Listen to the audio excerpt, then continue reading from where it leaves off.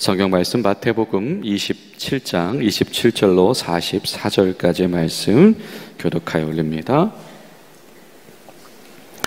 이에 총독의 군병들이 예수를 데리고 관정 안으로 들어가서 온 군대를 그에게로 모으고 옷을 벗기고 흉포를 입히며 가시관을 엮어 그 머리에 씌우고 갈대를 그 오른손에 들리고 그 앞에서 무릎을 꿇고 희롱하여 이르되 유대인의 왕이여 평안할지어다 하며 그에게 침뱉고 갈대슬을 빼앗아 그의 머리를 치더라. 희롱을 다 한 후 흉포를 벗기고 도로 그의 옷을 입혀 십자가에 못 박으려고 끌고 나가니라. 나가다가 시몬이란 구레네 사람을 만나매 그에게 예수의 십자가를 억지로 지워 가게 하였더라. 골고다 즉 해골의 곳이라는 곳에 이르러 슬개탄 포도주를 예수께 주어 마시게 하려 하였더니 예수께서 맛보시고 마시고자 하지 아니하시더라. 그들이 예수를 십자가에 못 박은 후에 그 옷을 제비 뽑아 나누고 거기에 앉아 지키더라. 그 머리 위에 있는 이는 유대인의 왕 예수라 쓴 제패를 붙였더라. 이때에 예수와 함께 강도 둘이 십자가에 못 박히니 하나는 우편에 하나는 좌편에 있더라.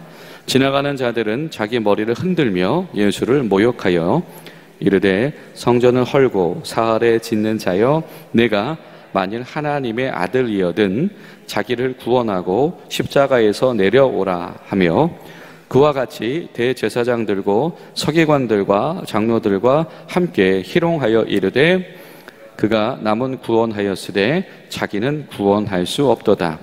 그가 이스라엘의 왕이로다. 지금 십자가에서 내려올지어다. 그리하면 우리가 믿겠노라. 그가 하나님을 신뢰하니 하나님이 원하시면 이제 그를 구원하실지라.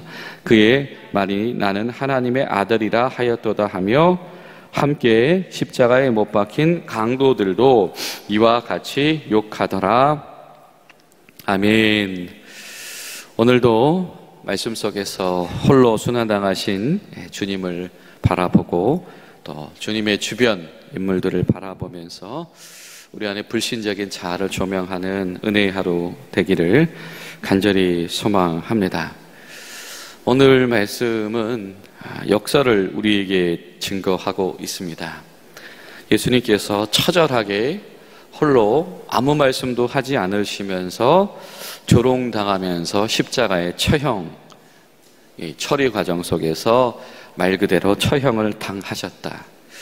그러나 그 과정 속에서, 그 조롱 속에서 그들의 입술을 통하여서 주님께서 하나님의 아들이시오 왕 되심이 증언되어지고 있다. 왕이신 예수님, 하나님의 아들이신 예수님, 성전이신 예수님께서 죄인의 명패를 쓰고 죄인의 명패와 함께 처형당했다라고 하는 그 모습을 우리에게 이야기합니다. 오늘 말씀 우리에게 이렇게 시작을 하지요. 이에 총독의 군병들이 예수를 데리고 관정으로 들어가서 그리고 그들이 다 모여 있었다. 그리고 그들의 조롱이 시작됐다. 마치 제사장과 그 지도자의 무리들 옆에 있었던 유대인들이 예수를 둘러싸고 조롱하고 모욕하였던 것처럼 이번에는 이방인들이 예수를 모욕하기 시작을 했다라고 하는 겁니다. 이 총독의 군인들은 보통 용병들입니다. 주변에 있는 두로와 시돈 지방들, 우리가 지금으로 이야기하면 페니키아, 시리아 사람들 이렇게 표현할 수도 있겠죠. 그 출신들로 구성되어져 있는 그런 어떤 호위병들을 데리고 있습니다. 보통 한 600명 정도 규모가 되는데요. 이 사람들은 어떤 특징이 있냐면 보통 이 반유대적인 정서를 가지고 있는 사람입니다. 그러니까 유대인들을 별로 좋아하지 않는 것이 이 총독의 군인들의 특징이었죠. 그런 군인들의 무리 속에 유대인의 왕이다 자처하는 이 처형될 죄수가 던져진 겁니다. 마치 이 연못에 모여있는 물고기들에게 빵 조각 하나 던져주면 엄청나게 달려드는 것처럼, 그래서 오늘 말씀 속에 보니까 예수님을 조롱하려고 그 반유대적인 정서를 가지고 있는 이들이 다 몰려들었다라고 하는 겁니다. 인자가 머리 둘 곳이 없는데 정말 하나도 인자편에 선자가 없다. 예수님이 한탄하셨던 것처럼 정말 모든 이들이 어쩌면 그럴 수가 있을까 정도로 철저하게 예수님을 모욕하고 조롱하기 위해서 달려들기 시작을 했습니다. 아마도 그 사람들 입장에서는 자신들이 뭔가 이 경계선의 입장에서 살아가고 있는 그런 것 때문에 오게 되어진 뭔가 좀 서운함들, 이 반유대적인 정서를 아주 표출할 수 있는 그런 아마 상황으로 그냥 예수님을 치부했던 것 같습니다. 우리가 때로는 그럴 때도 있죠. 우리가 요즘에도 이 댓글에서나 아니면은 타인의 어려움을 당했을 때나 이럴 때에 괜히 그것을 나의 스트레스를 해소하기 위하여서 인격 살인을 서슴지 않는 일들이 오늘날에도 일어나고 있는데 아마 그런 분위기였을 겁니다. 소위 속된 말로 건수 잡아서 그래 잘 걸렸다 오늘은 네가 죽어봐라 이러고 아주 작정하고 조롱하기 시작을 합니다. 마치 황제가 옷을 입는 것처럼 이 자홍색 옷을 입혀주고 가시덤불로 관을 씌우고 갈대로 이 나무대기를 지어주고 황제가 보라색 옷을 입고 관을 쓰고 그리고 호를 가지고 이렇게 위엄을 드러내는 그렇게 이렇게 이 디자인을 해놓고선 그런 왕의 행색을 모욕하고 그것을 뺏어서 때리고 그러고 있습니다. 그리고 그 앞에서 아마 그들은 환호하고 열광했을 겁니다. 이거 봐라. 우리가 이 세상 가운데서는 서론받고 살아갔는데 유대인의 왕을 우리가 이렇게 모욕 준다, 조롱한다 라고 하는 것. 여러분, 사람이 사람에게 모욕 주면서 가지게 되는 우월의식이라고 하는 것이, 그리고 그 쾌감이라고 하는 것이 얼마나 사악한 것이며 얼마나 죄된 본성인가라고 하는 것을 우리가 발견할 수 있습니다. 그런데 그럼에도 불구하고 마태는 시종일관 이야기하는 모순이 이 가야바의 뜰에서도 그랬던 것처럼 이들이 모욕하면서 자신들도 모르게 예수님을 왕으로 거론하고 있다. 그분은 모욕과 수치를 당하신 왕이시다. 말씀하신 대로 언약하셨던 그대로 찢김을 당하시고 모욕을 당하시고 침뱉음을 당하시고 빼앗김을 당하셨다. 이사야서 50장 6절 말씀이 그러하지요. 나를 때리는 자들에게 내 등을 맡기며 모욕과 침뱉음을 당하여도 내 얼굴을 가리지 아니하였나이다. 주님께서 이 모욕 당하심은 하나님의 말씀의 성취요 주님의 의지요 계획이다라고 하는 것이죠. 주님은 모욕당하는 왕으로서의 길을 이렇게 가셨다라고 하는 겁니다. 그들이 이제 다시 예수님에게 옷을 입히고 이제 십자가형 집행을 위해서 다시 끌고 가기 시작을 했다. 희롱할 때 할 만큼 다 해놓고서는 이제 죽으러 가자 하는 장면이 펼쳐지고 있는 겁니다. 그러면서 이 사람들이 얼마나 간사합니까? 보통 이 십자가형을 할 때에는 죄수들에게 옷을 다 벗겨서 그 십자가를 짊어지고 가게 하는데 옷을 입히잖아요. 뭡니까? 행여라도 지금 6월절인데 이 사람이 유대인의 왕이라고 그러는데 이렇게 모욕했다가 혹시 그거 보고 기분 나쁜 사람들이 우리에게 뭔가 반감정을 가질까 봐. 아마 성경에 묘사되어 있진 않지만 이 군인들은 그렇게까지 생각한 것 같아요. 그러니까 아주 자신들은 조금 더 욕먹지 않으면서 분풀이를 할 수 있을 만큼 이렇게 하고 있습니다. 두 차례의 신문, 동족인 제사장들과 이 지도자들에게 신문 당하셨던 예수님이 빌라도의 법정에서 신문을 당하셨죠.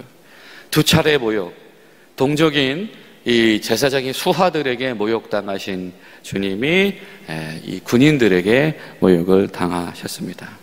그리고 역설적이게도 십자가형으로 이 지배하는 이 식민지 군대의 처형 방법으로 그를 처형해 주시오라고 하는 바로 그런 요청에 예수님께서 처형을 당하신다.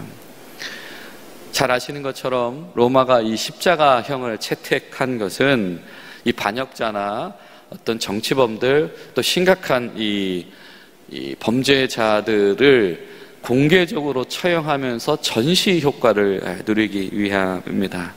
그렇기 때문에 사람들이 가장 많이 드나드는 곳에서 십자가형을 집행을 하고, 저 멀리 끔찍하니까 보이지 않는 곳에 매달아 두는 것이 아니고 사람들이 제일 많이 드나드는 길목에서, 그리고 그 높이도 이 사람들을 손에 닿을 듯 말 듯한 곳에 매달아 두어가지고 아주 대놓고 조롱할 수 있는 장을 만들어 주는 것이 바로 십자가다.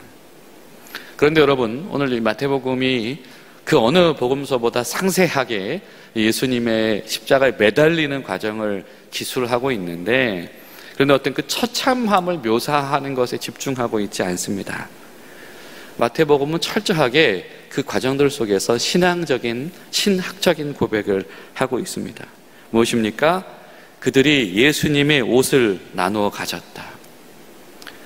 하나님께서 말씀하신 그대로 그 말씀의 성취 속에 십자가형이 진행되기 시작을 한다. 그리고 십자가에 죄패가 달렸다. 그리고 증인들에 대한 악담이 시작되어졌다. 이게 사실은 시편 22편이라든지 시편 69편이라든지 이 성경에서 등장하는 내용들이죠. 또 호칭들은 어떠합니까?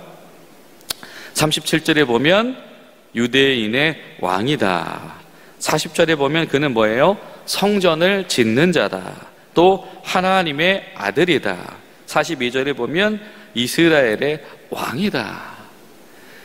이 죄인들의 입술을 통해서 조롱 속에서 이 언급되어진 그 명칭들인데, 마태는 이것을 이렇게 우리에게 증언하고 있는 겁니다. 봐라, 이 십자가가 하나님께서 말씀하신 대로 집행된 것이다.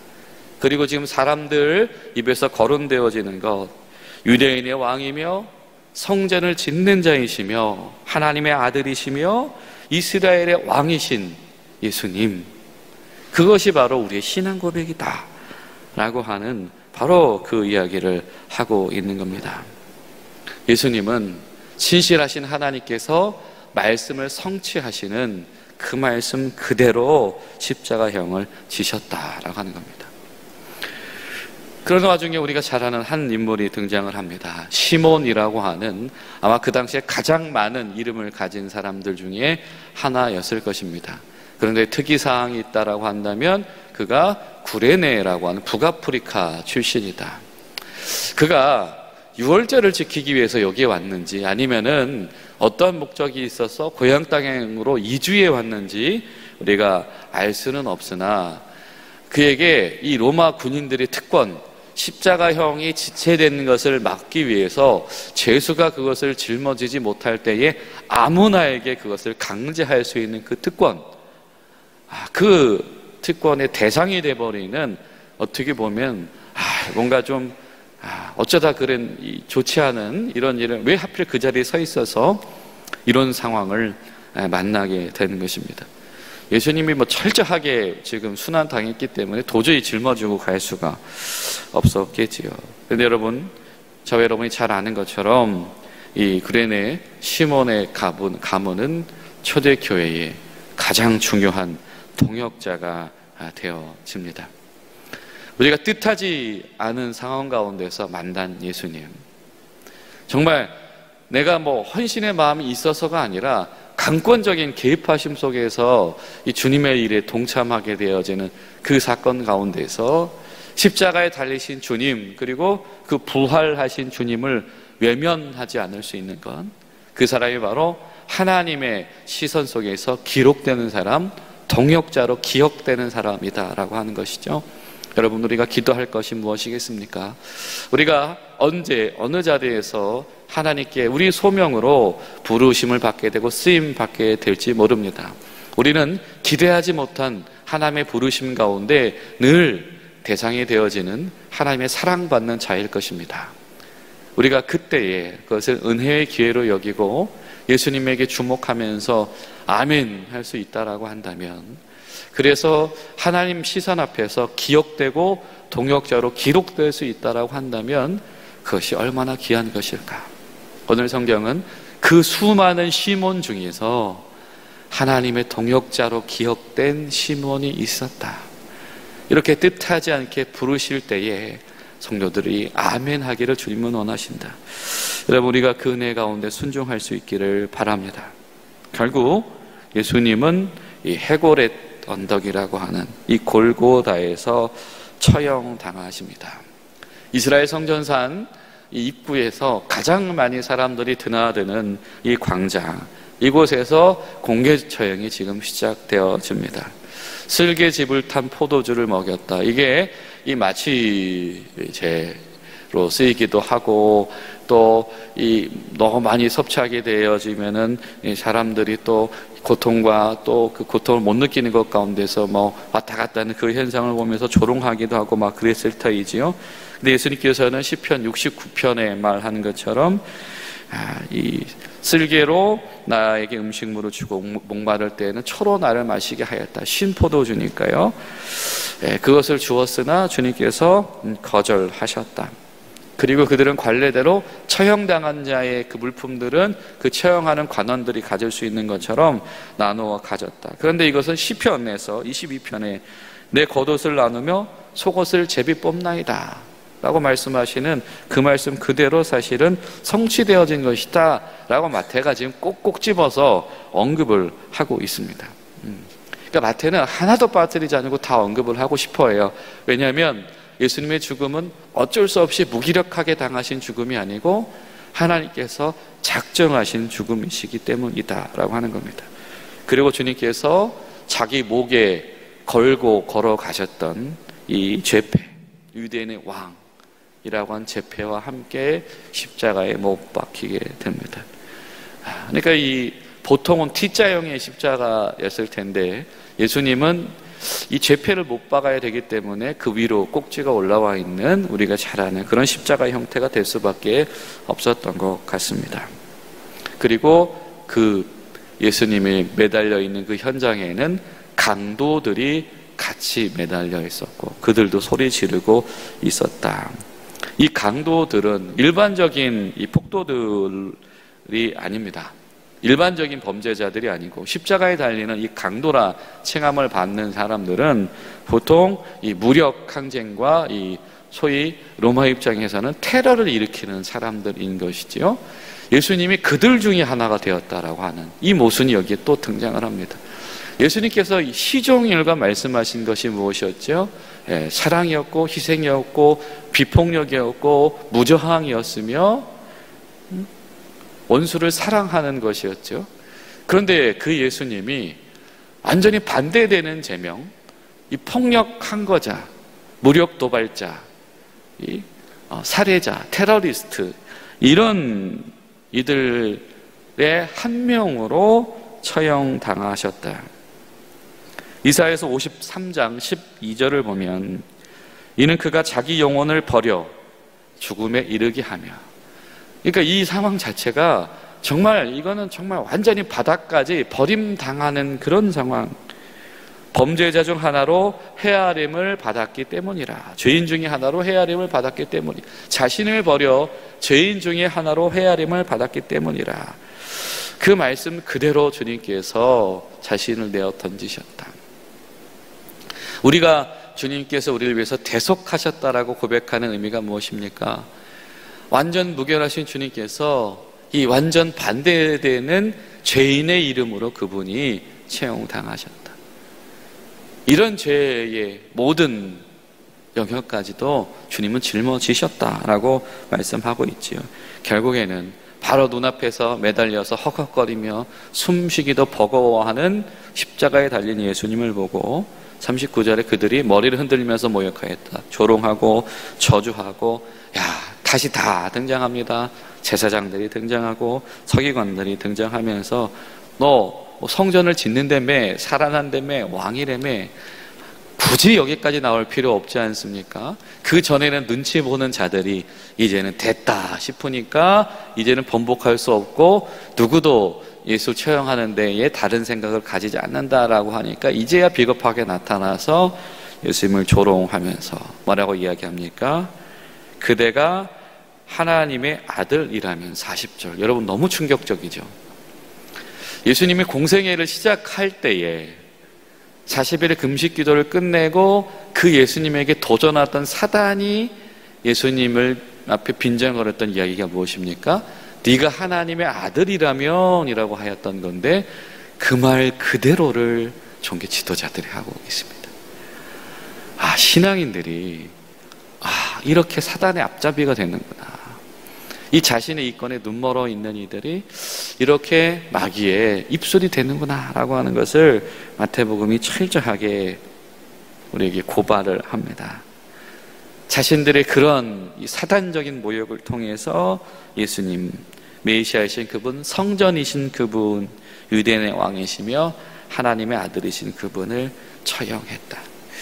여러분, 오늘 하루 우리가 이 비참함 속에 거할 때에 우리가 다시 한번 주님의 그 사랑의 깊이를 바라보며 그 현장에 있는 이 죄인들의 모습을 바라보면서 우리를 조명하고 또 그 가운데서 부름받은 시몬이라는 인물을 주목하며 우리에게 기회를 주신 은혜의 하나님을 찾고 구하는 복된 하루 되시기를 예수님의 이름으로 부탁을 드립니다. 기도하겠습니다. 오직 사랑이신 아버지 하나님, 주님 감사합니다. 주님께서 모욕당하시며 처형당하시는 이 역설적인 자리, 왕이신 예수님, 성전이신 예수님, 구원자이시며 참사랑이시고 메시아이신 예수님이 조롱하며 입술로 떠드는 이방인과 유대인, 군인과 종교 지도자와 일반 군중을 가리지 않는 이 모욕 속에 철저하게 버림당하심을 바라보며 우리를 향하신 하나님의 깊이를 다시 한번 저희가 알길 원합니다. 성령님, 저희를 도와주시사 오늘 하루 이 주님의 사랑의 깊이 가운데 깊게 시면에 저희들 참여하는 성도들 될 수 있도록 인도하여 주시옵소서. 예수님의 이름으로 기도하옵나이다. 아멘.